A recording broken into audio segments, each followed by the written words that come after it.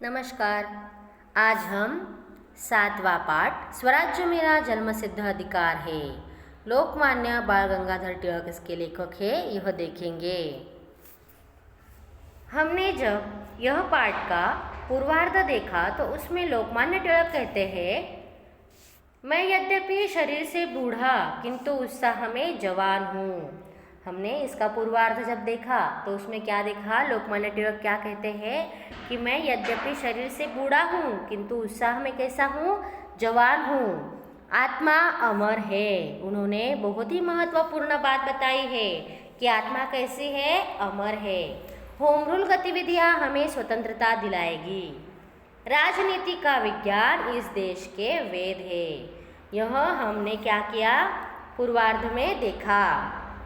और हमने क्या देखा, जन्मसिद्ध अधिकार की विशेषताएं भी देखी। कौन कौन सी है, कोई हथियार इसे काट नहीं सकता, कोई आग इसे जला नहीं सकती, कोई जल इसे भिगो नहीं सकता, कोई हवा इसे सुखा नहीं सकती। यह जो जन्मसिद्ध अधिकार की विशेषता है, लोकमान्य तिलक जी ने हमें पूर्वार्ध में बताई गई थी, इसका हमने अध्ययन किया।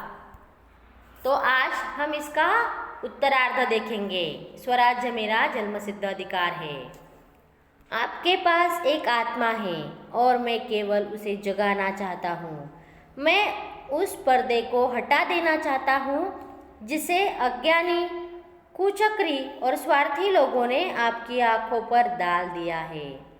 राजनीति के विज्ञान के दो भाग हैं, पहला दैवी और दूसरा राक्षसी। एक राष्ट्र की दासता दूसरे भाग में आती है। राजनीति विज्ञान राक्षसी भाग का कोई नैतिक औचित्य नहीं हो सकता। एक राष्ट्र उसे उचित ठहराता है, ईश्वर की दृष्टि में पाप का भागी है। देखो, लोकमान्य तिलक जी अपने भाषण में आगे कह रहे हैं कि आपके पास एक आत्मा है और केवल उसे जगाना चाहता हूँ। लोकमान्य तिलक कहते हैं कि आपके पास एक आत्मा है और मैं उसे क्या करना चाहता हूँ, जगाना चाहता हूँ। मैं उस पर्दे को हटा देना चाहता हूँ जिसे अज्ञानी, कुचक्री और स्वार्थी लोगों ने आपकी आंखों पर डाल दिया है। जो राजनीति के दो भाग बताए देखो कौन कौन से, दैवी और दूसरा राक्षसी। राजनीति के विज्ञान के दो भाग है, पहला है दैवी और दूसरा है राक्षसी। एक राष्ट्र की दासता दूसरे भाग में आती है। राजनीति विज्ञान के राक्षसी भाग का कोई नैतिक औचित्य नहीं हो सकता। एक राष्ट्र जो उसे उचित ठहराता है, ईश्वर की दृष्टि में पाप का भागी है। देखो आगे, कुछ लोगों में उस बात को बताने का साहस होता है जो उसके लिए हानिकारक है और कुछ लोगों में यह साहस नहीं होता।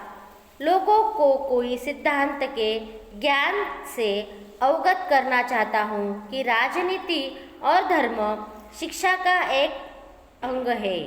धार्मिक और राजनीतिक शिक्षाएं भिन्न नहीं हैं। यद्यपि विदेशी शासन के कारण वे ऐसे प्रतीत होते हैं, राजनीति के विज्ञान में सभी दर्शन समाये हैं। लोकमान्य तिलक अपने भाषण में आगे कह रहे हैं, कुछ लोगों में उस बात को बताने का साहस होता है जो उनके लिए हानिकारक है और कुछ लोगों में यह साहस नहीं होता। लोगों को इस सिद्धांत के ज्ञान से अवगत करना चाहता हूँ कि राजनीति और धर्म शिक्षा का एक अंग है। राजनीति क्या है, धर्म शिक्षा का एक अंग है। धार्मिक और राजनीतिक शिक्षाएं भिन्न नहीं है। यद्यपि विदेशी शासन के कारण वे ऐसे प्रतीत होते हैं, राजनीति के विज्ञान से में सभी दर्शन समाये हैं। देखो, इंग्लैंड भारत की सहायता से बेल्जियम जैसे छोटे देश को संरक्षण देने का प्रयास कर रहा है। फिर वह कैसे कह सकता है कि हमें स्वशासन नहीं मिलना चाहिए। जो हमें दोष दिखते हैं वे लोभी प्रकृति के लोग हैं, परंतु ऐसे भी लोग हैं जो परम कृपालु ईश्वर से भी अधिक दोष दिखते हैं। हमें किसी बात की परवाह किए बिना अपने राष्ट्र की आत्मा की रक्षा करने के लिए कठोर प्रयास करने चाहिए। अपने उस जन्मसिद्ध अधिकार की रक्षा में ही हमारे देश का हित छुपा हुआ है। कांग्रेस ने स्वयं शासन का यह प्रस्ताव पास कर दिया है। लोकमान्य तिलक जी कह रहे हैं कि इंग्लैंड भारत की सहायता से क्या कर रहा है, बेल्जियम जैसे छोटे देश को संरक्षण देने का प्रयास कर रहा है। फिर वह कैसा कह सकता है कि हमें स्वशासन नहीं मिलेगा। जो हम में दोष देखते हैं वे लोग भी क्या करते हैं, प्रकृति के लोग हैं। ऐसे भी लोग हैं जो परम कृपालु ईश्वर में भी दोष देखते हैं। कुछ लोग ऐसे होते हैं जो परम कृपालु ईश्वर में भी दोष देखते हैं। हमें किस बात की परवाह किए बिना अपने राष्ट्र की आत्मा की रक्षा करने के लिए कठोर प्रयास करने चाहिए। अपने उस जन्मसिद्ध अधिकार की रक्षा में ही हमारे देश का हित छिपा हुआ है। कांग्रेस ने स्वशासन का यह प्रस्ताव पास कर दिया है। आगे कह रहे हैं, देखो, प्रांतीय सम्मेलन कांग्रेस की ही देन है। जो प्रांतीय सम्मेलन है वह कांग्रेस की ही देन है, जो उसके आदेशों का पालन करता है।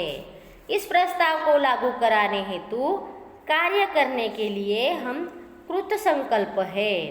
चाहे ऐसे प्रयास हमें मरुभूमि में ही ले जाए, चाहे हमें अज्ञातवास में रहना पड़े, चाहे हमें कितने ही कष्ट उठाने पड़े, या अंत में चाहे हमें जान गंवानी पड़े।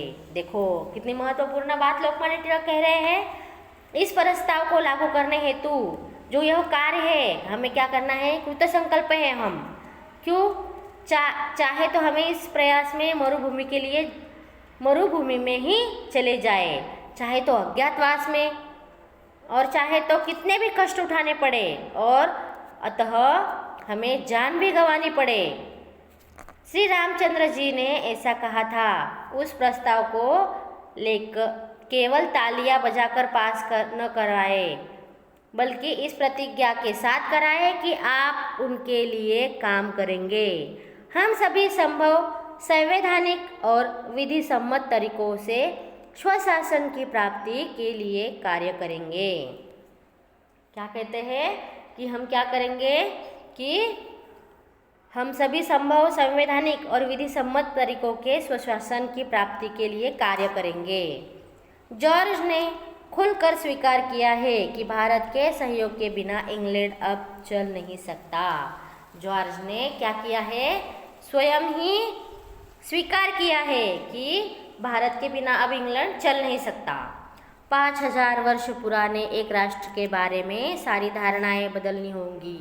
फ्रांसीसी रणभूमि में भारतीय सैनिकों ने ब्रिटिश सैनिकों को जान बचाकर अपनी बहादुरी का परिचय दिया है। जो क्या हुआ, फ्रांसीसी रणभूमि में भारतीयों ने क्या किया, भारतीय जो सैनिक थे उन्होंने ब्रिटिश सैनिकों की जान बचाई और अपनी बहादुरी का परिचय दिया है। हमें उन्हें बता देना चाहिए कि हम 30 करोड़ भारतीय साम्राज्य के लिए अपनी जान भी देने को तैयार है। हम उन्हें बता देना चाहिए कि 30 करोड़ जो भारतीय है वह साम्राज्य के लिए अपनी जान भी देने के लिए तैयार है। अब नए शब्द देखेंगे इस पाठ में आए हुए। औचित्य यानी उपयुक्तता, कृत संकल्प यानी जिसने पक्का संकल्प किया हो, मरुभूमि यानी बंजर भूमि, संवैधानिक यानी संविधान के अनुसार, अवगत करना यानी परिचित कराना या बताना। इस जो गद्य दिया है उस गद्य से संबंधित थोड़ी जानकारी देखते हैं। प्रस्तुत भाषण में तिलक जी ने स्वराज्य के अधिकार को आत्मा की तरह अजर अमर बताया है। यहाँ तिलक जी ने राजनीति, धर्म, स्वशासन आदि का विस्तृत वर्णन विवेचन किया है। प्रस्तुत पाठ में स्वराज्य के प्रति तिलक जी की अटूट प्रतिबद्धता हमें दिखाई पड़ती है। अभी हमने जो पाठ देखा उस पाठ में जो लोकमान्य तिलक हैं वह लोकमान्य तिलक की जो अटूट प्रतिबद्धता थी स्वराज्य के बारे में वह हमें इस पाठ में दिखाई देती है। धन्यवाद।